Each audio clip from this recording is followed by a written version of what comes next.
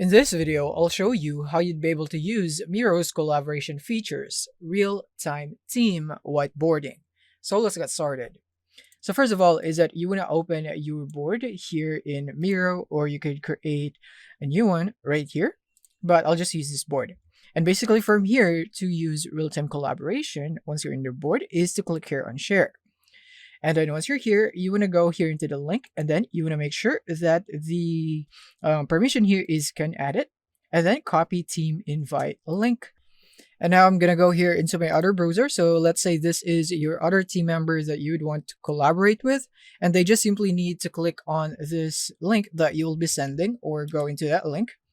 And then from here, they will now be invited right here. So here we are now on the board, and you'd now be able to see it right here. So this is my account right here, and you'd now be able to see those cursors. So you're seeing the person right here doing their thing. So yeah, this is basically how you would be able to collaborate in real time. So notice here, and I will move my cursor from here. As you can see, it moves in real time, and as you can see, you can make the edits that I am doing in real time on my other browser. So yeah, this is basically it on how you'd be able to collaborate in real time in Miro. Thank you for watching, and see you in the next one.